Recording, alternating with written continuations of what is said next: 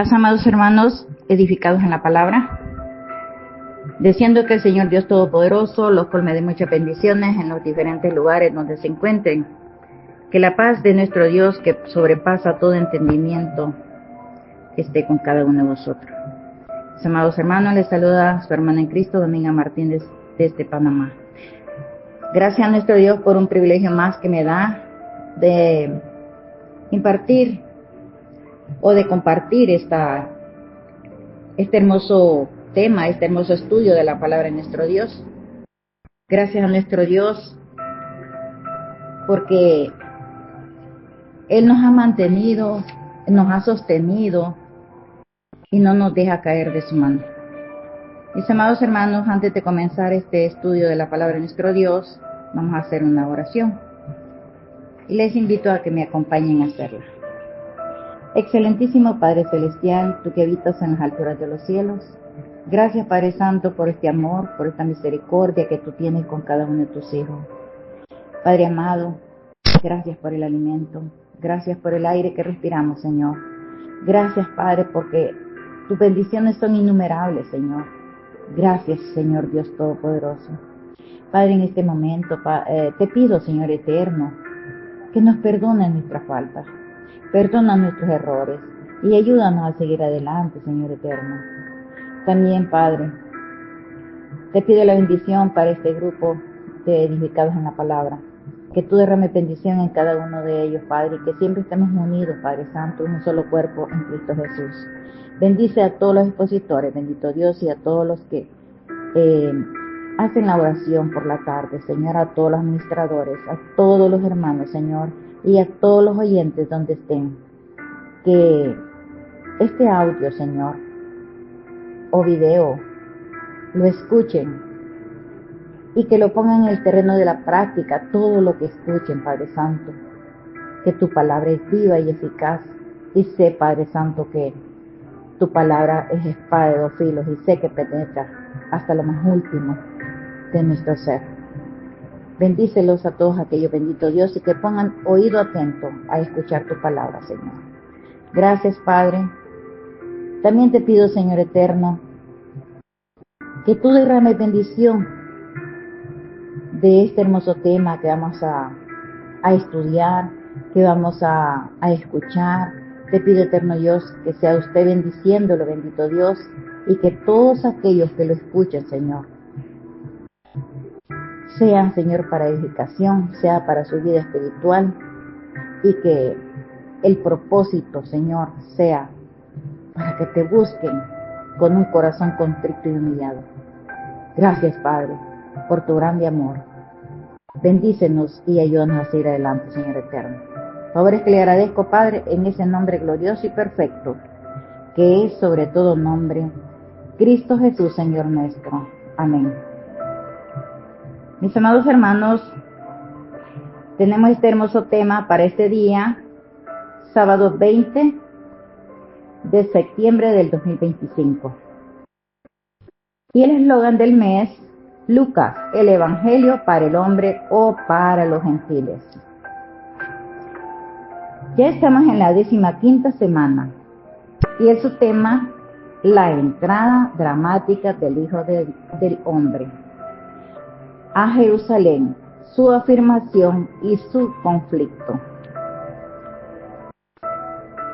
Y tenemos para este tema el texto base en Lucas 20 del 9 al 18, y les invito a que me acompañen a hacer esta lectura.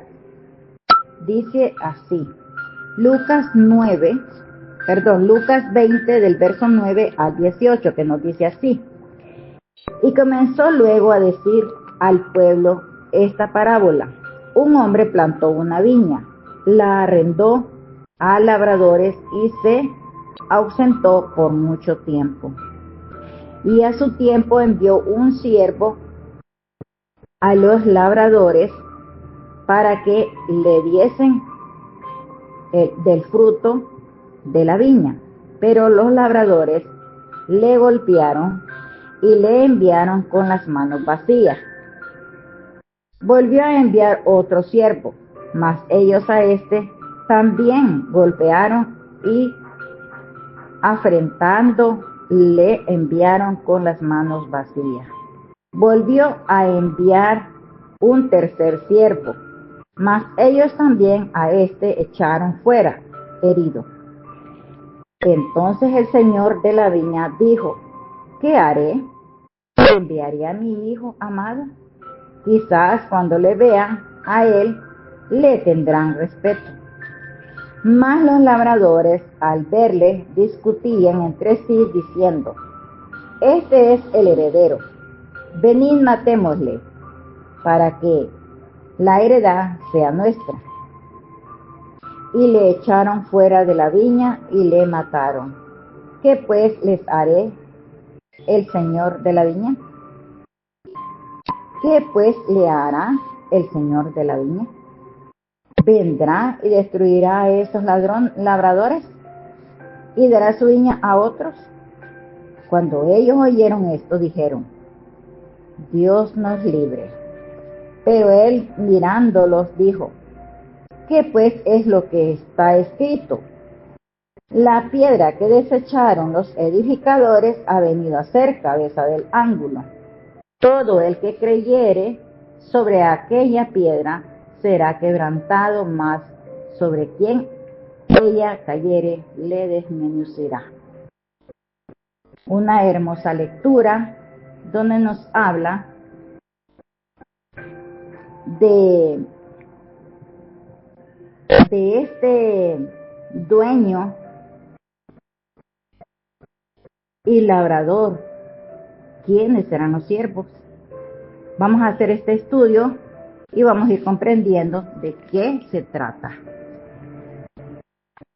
El tema nos dice parábola de los labradores malvados, un repaso de la historia mundial. La parábola fue dirigida a Israel, pero también es una visión panorámica de la historia mundial. Número 1. Un hombre plantó una viña, verso 9. Llegó el día de rendir cuenta, versos 10, 12. 3. Apelación especial a los ladrones, versos 13 y 15. 4. Se pronunció una sentencia justa sobre los ladrones, versos 15 y 16. 5. Se dio una prueba segura del juicio venidero, las Escrituras. Las Escrituras son las que nos dan testimonio de Jesús. Ellos nos dan una enseñanza preciosa para cada uno de nosotros. Está en el verso 17 y 18 de Lucas 20. Todo hombre o nación que se aparta de Dios y rechaza al Hijo, verá que Dios se aparta de él y dará la viña y la responsabilidad a otros.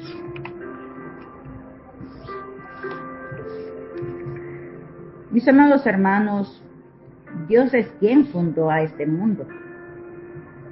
Los labradores o arrebatadores son personas y naciones responsables de ciertas áreas de producción. Los siervos son mensajeros de Dios, enviados para recoger el fruto. El Hijo es Jesucristo, Jesucristo mismo. Todo hombre o nación que rechaza al Hijo de Dios verá que Dios se aparta para dar su viña y la responsabilidad a otros. Mis amados hermanos, ¿quiénes son a los que se está refiriendo? A esos otros. Vemos, hermanos, que Dios, o sea, el Hijo del Hombre, vino por el pueblo de Israel, pero no le recibieron, lo negaron. Entonces, ¿qué pasó? Le dio la viña a otros. Estos sí creyeron en él. Dice Juan capítulo 1, verso 11. A los suyos vino y a los suyos no le recibieron. Pero ¿qué dice el verso 12? Mas a todos los que le recibieron, a los que creen en su nombre, les dio potestad de ser hechos hijos de Dios. Entonces, a esos otros le ha traspasado la viña, sus bienes. A los otros, que somos los gentiles. El Señor nos ha llamado a trabajar en la viña, en este mundo. Ahora vemos el ruego de Jesús al Padre, que dijo en Juan 17:15, no ruego que los quites del mundo, sino que los guardes del mal. Me voy a meter en un poquito más en esto. Vemos, hermanos, en el concilio en Jerusalén, Hechos 15 en adelante, que también lo podemos leer en nuestra casa, nos describe la reunión en Jerusalén para decidir si los gentiles debían cumplir la ley mosaica para ser salvos. La decisión fue que no era necesario y enviaron cartas para informarles, confirmando así la apertura del evangelio a los gentiles. Vemos, hermanos, en Hechos 10, 25, 30, el 47 y 48, y si lo podemos leer todo desde el verso 10 en adelante, se confirma que el primer gentil que llegó se bautizó y fue Cornelio el centurión, considerado el primer gentil convertirse al cristianismo. Hermanos, vemos con claridad que Dios es el dueño de la viña de este mundo, porque Él plantó una viña, que significa el mundo, porque Dios fundó el mundo y también plantó. ¿A quién? Al pueblo de Israel. Arrendó el mundo a los hombres Israel o a los judíos. No. Dos hechos cruciales. Uno, fue Dios y no el hombre quien creó al mundo. ¿Y quién creó a Israel? Ni el mundo ni Israel. Eran resultado de la casualidad. Dios hizo ambos, cada cosa para un propósito específico. Miremos que nos dice Hechos 17, 28.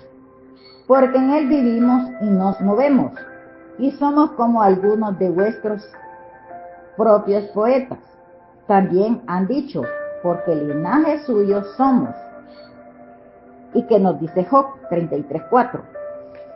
El Espíritu de Dios me hizo, y el soplo del Omnipotente me dio vida.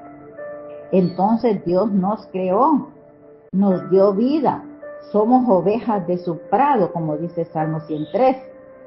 Fue Dios quien fundó la tierra, Isaías 51, 13 y Malaquías 2, 10. ¿No tenemos todos un mismo Dios? ¿Por qué pues nos portamos desleal el uno tanto contra el otro? Profanando el pacto de nuestros padres. Nuestro Dios le ha dado al hombre el mayor de los privilegios, el privilegio de la vida y el privilegio de cuidar su mundo. En cuanto al privilegio y propósito de Israel, Dios le ha dado vida al hombre y todo el potencial de la tierra en la cual vive. Ha puesto tanto la vida como la tierra en manos del hombre. El mundo no está en otras manos, por eso el hombre es responsable del mundo. Cada uno de nosotros somos responsables del mundo, de administrarlo para Dios y de dar a Dios el fruto de sus manos. La cuestión es sencilla. El hombre debe trabajar vigorosamente, haciendo toda contribución posiblemente tanto para Dios como para sus compañeros, como para nuestros hermanos o para la sociedad. ¿Por qué? Porque ha recibido un privilegio de la belleza y el potencial de la tierra.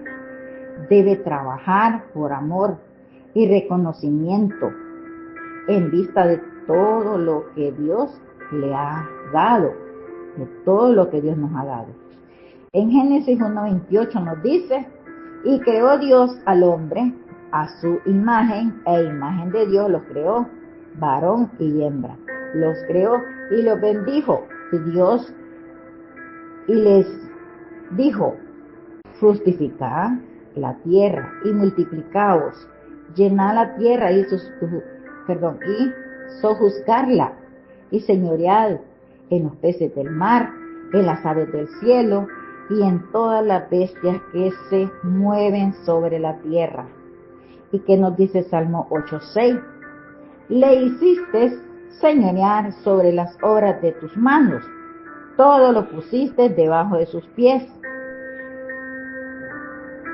Hermanos, llegó el día de rendir cuentas, el día de pagar. Llegó el momento en que debían entregar el fruto del trabajo a Dios.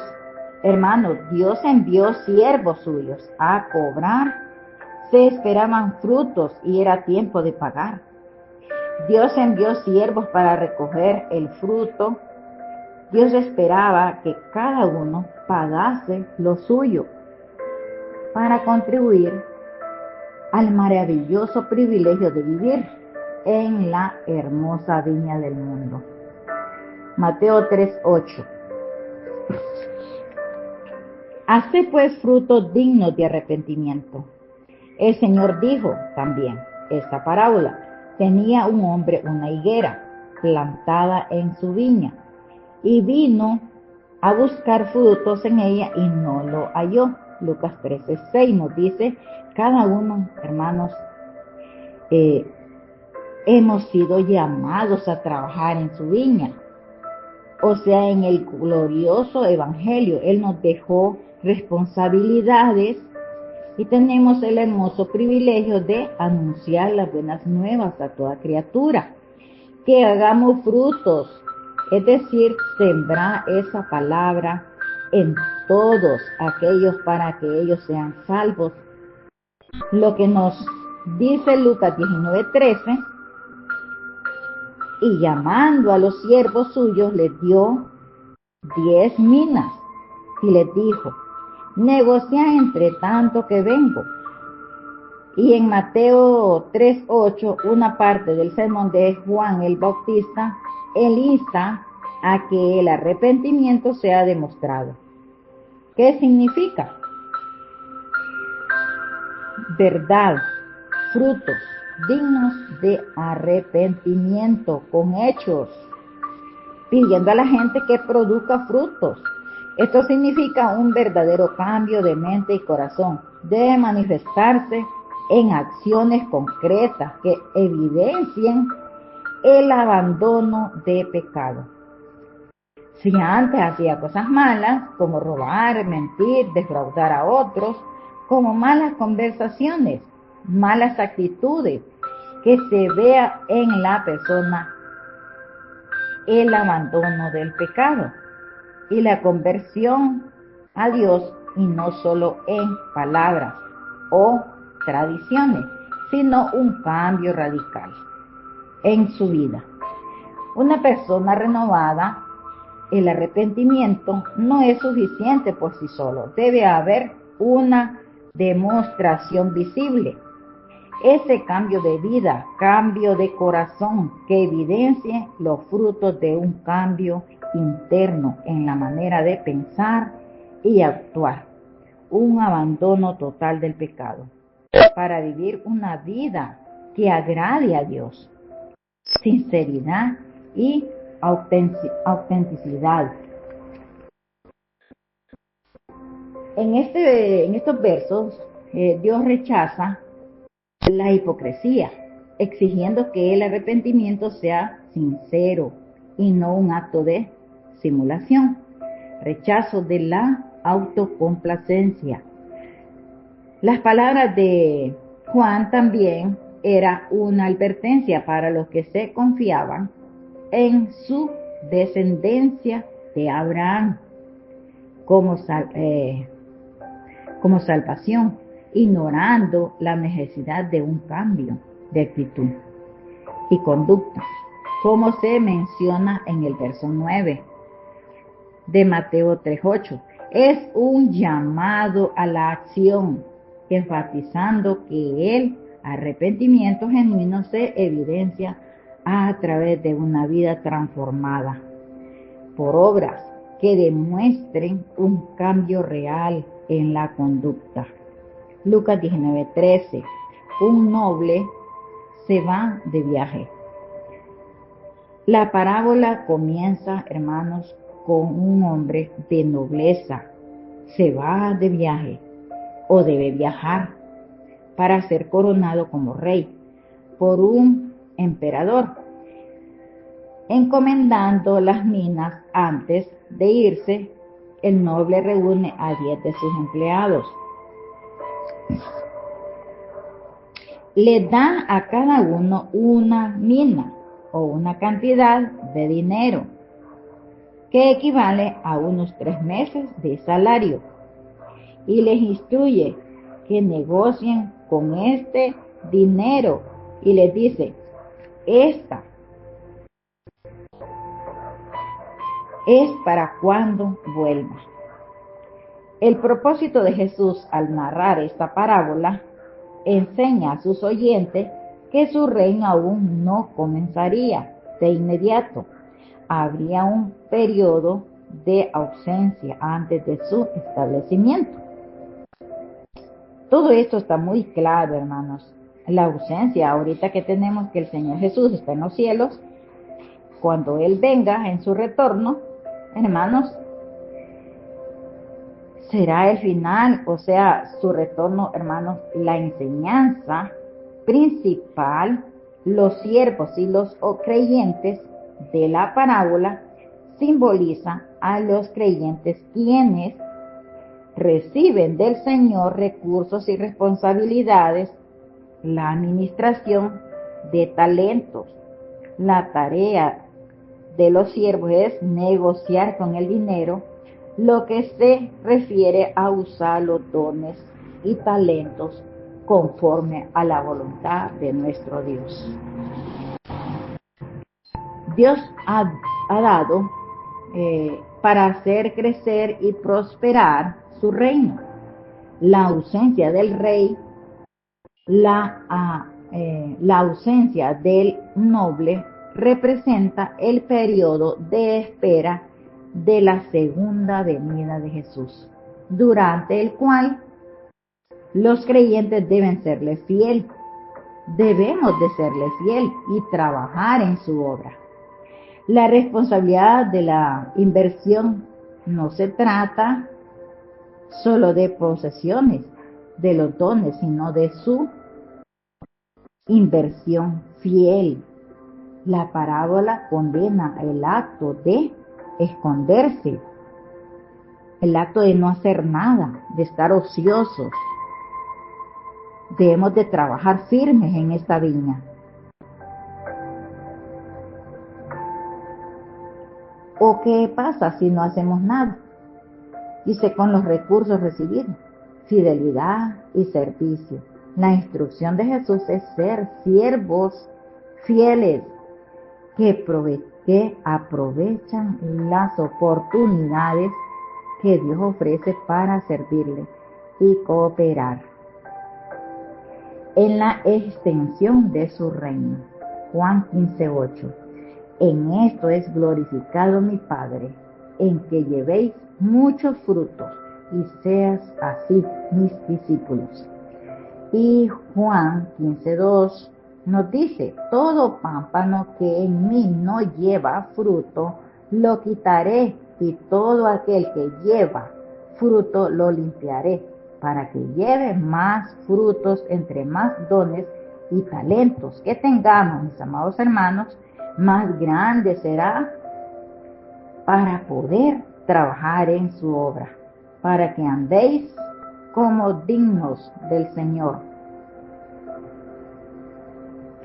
agradable en todo, llevando frutos en toda buena obra y creciendo en el conocimiento de Dios. Colosenses 1:10. Notemos, hermanos, que los siervos de Dios fueron maltratados, además no se les pagó. El hombre se rebela deliberadamente contra Dios. Él mismo quiere gobernar la viña, quiere ser el rey del reino, el gobernador de la tierra, incluso cabeza de la iglesia. Quiere que las cosas sean como Él quiere, a su criterio. Gobernar y reinar según sus deseos y voluntad. No quiere tener ninguna autoridad encima de Él. Quiere vivir como se le antoja y hacer las cosas como le place. Quiere los frutos para sí mismo con tanta intensidad. Quiere el hombre salirse con la suya, que critica, que ridiculiza, injuria, persigue, incluso mata a los verdaderos siervos de Dios. ¿A cuál de los profetas no persiguieron vuestros padres y mataron a los que anunciaron de antemano la venida del justo, de quien de vosotros ahora habéis sido entregadores y matadores? Hechos 7:52. Hermanos, podemos leer en nuestra casa también Mateo 23:34 y 37, también Hebreos 11:36 al 38, donde nos dice que fueron azotados, maltratados, apedrados, aserrados y puestos a prueba, muertos a filo de espada. Fueron perseguidos. Hermanos, debemos entender que el siervo de Dios que ha sido llamado para sufrir, así como Jesús, que fue maltratado y perseguido, tenemos que sufrir los padecimientos del Señor. ¿Qué nos dice Filipenses 1:29? Porque a vosotros es concedido, a causa de Cristo, no solo que creáis en Él, sino que también padezcáis por Él esta vida. No es fácil, mis amados hermanos. Esta vida no es fácil, es que no quiere padecer, no es digno de Cristo. Todos los que no queremos sufrir, no queremos padecer, no somos dignos de Cristo. Y hace las cosas a su manera. Vive la vida sin sufrimiento, solo de gozo y alegría. Pero si queremos salvación, tenemos que padecer como el Señor. Primera de Pedro 4:12 y 13, que nos dice: amados, no os sorprendáis del fuego de prueba que os ha sobrevenido, como alguna cosa extraña aconteciese, sino gozaos por cuanto sois participantes de los padecimientos de Cristo, para que también en la revelación de su gloria os gocéis con gran alegría. Dios fue paciente, no reaccionó enojado a la primera señal de rebelión, ni siquiera cuando los hombres atacaron brutalmente a sus siervos,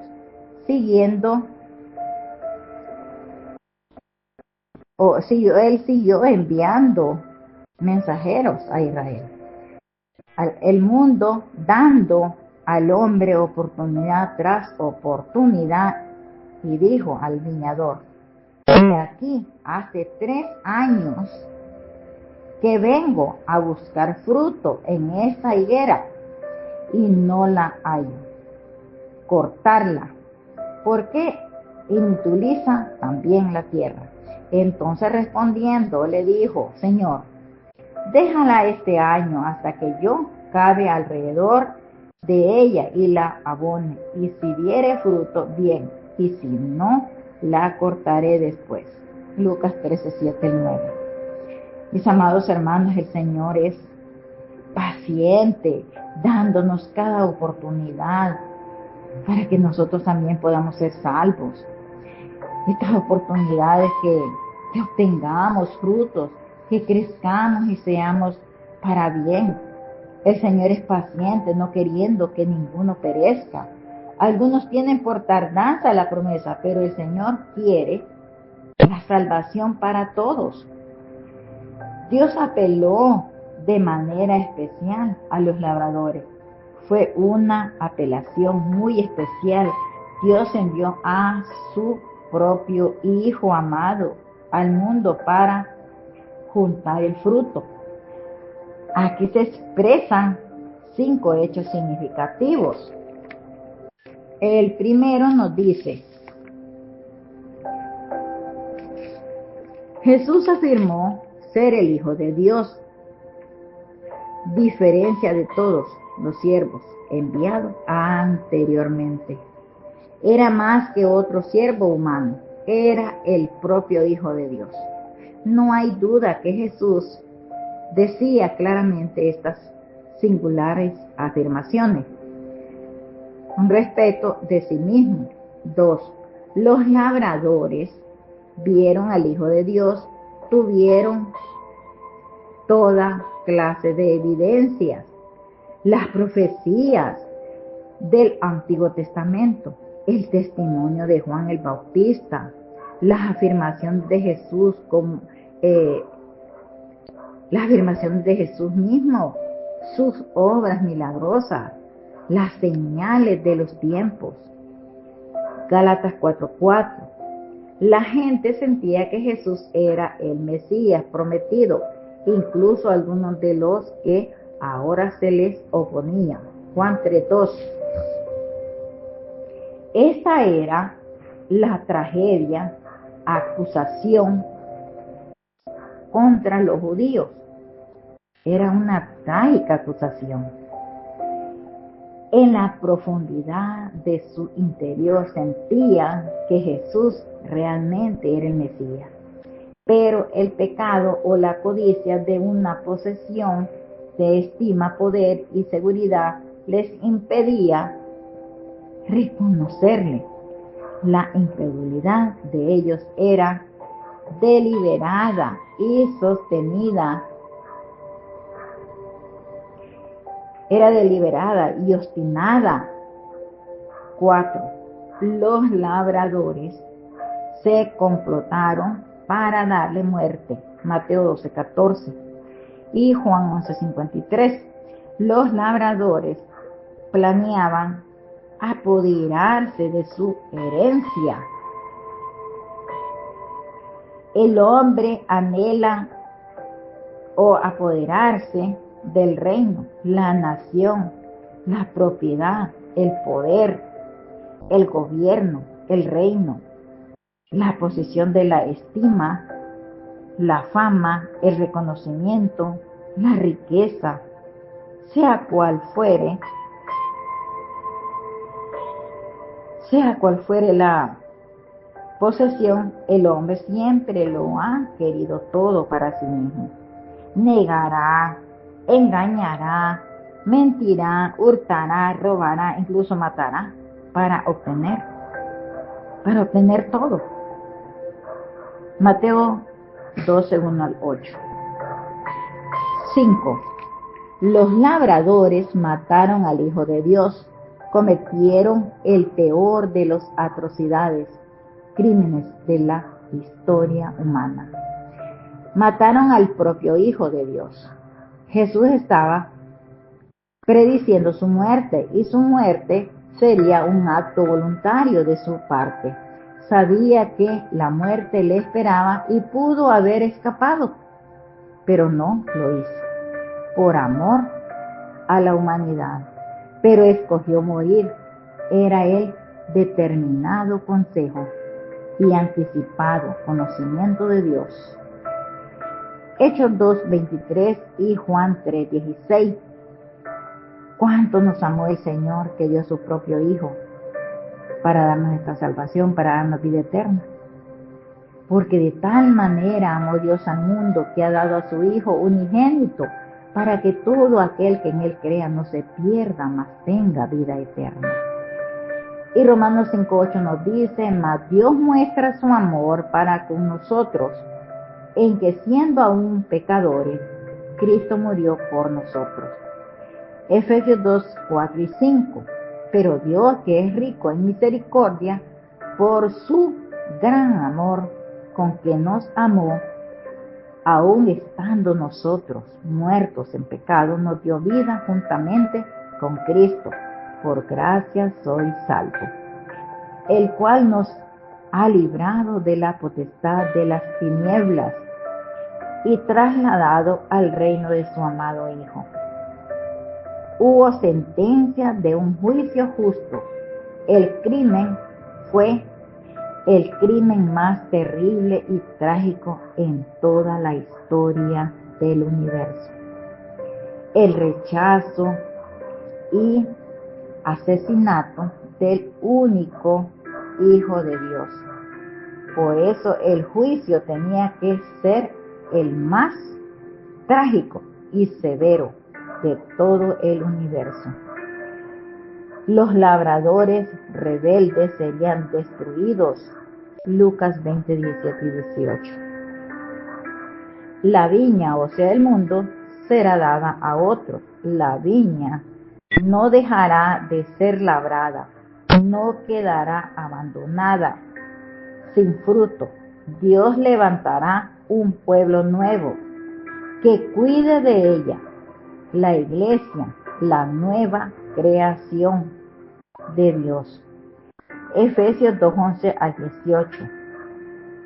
¿Cuántos de los judíos escucharon esta declaración? Sabían que estaba hablando Jesús, no podían creer lo que sus oídos oían en la mente de ellos.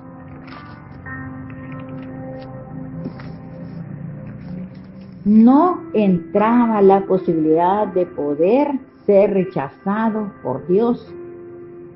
Prorrumpieron en ira, interrumpiendo su advertencia. Exclamaron, Dios nos libre. Mateo 3:10.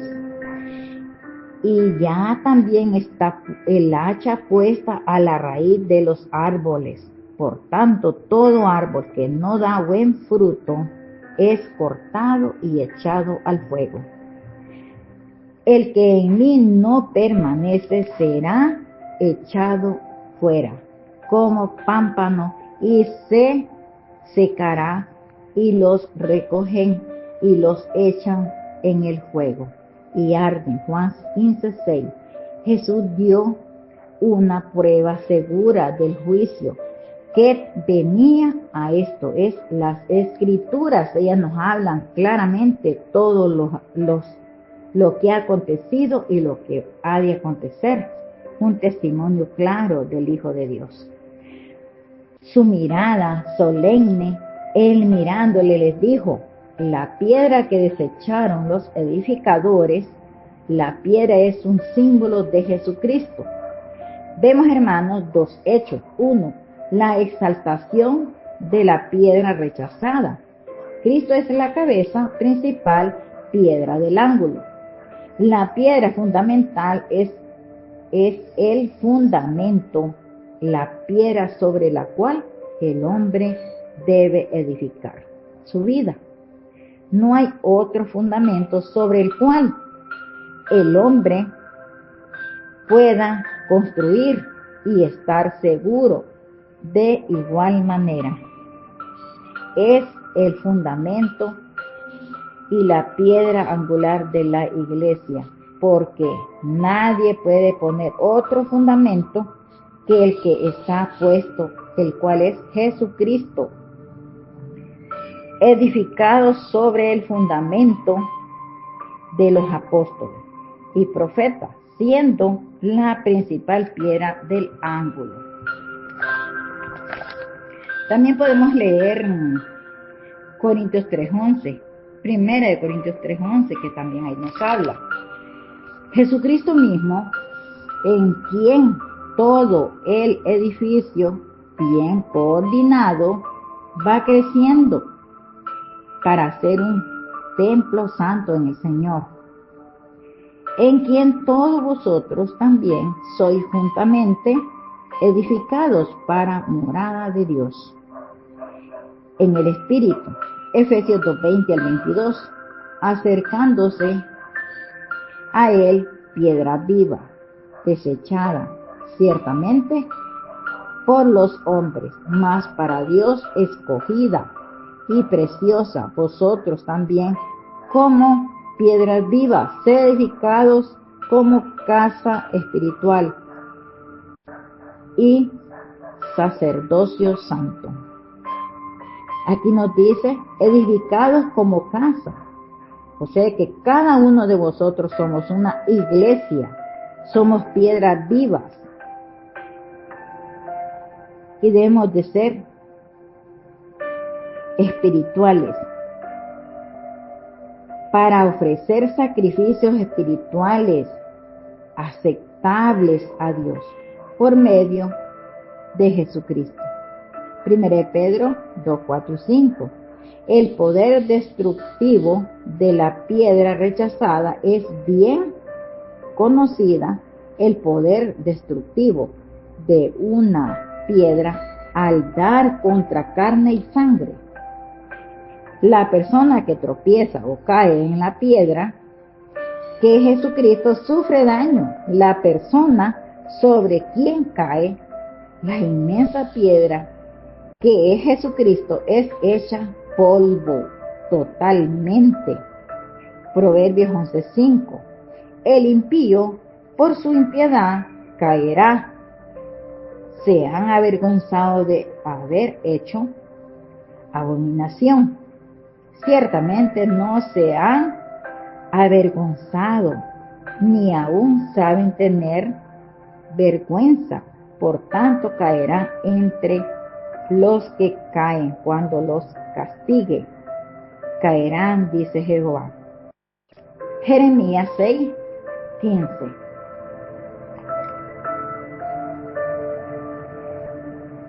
Hermanos, Dios nos ha dado la herencia, trabajar, o sea, trabajemos. Mientras tanto viene el segador a recoger su fruto, porque somos labranza. Miremos que nos dice 1 Corintios 3:9, que nos dice así, hermanos.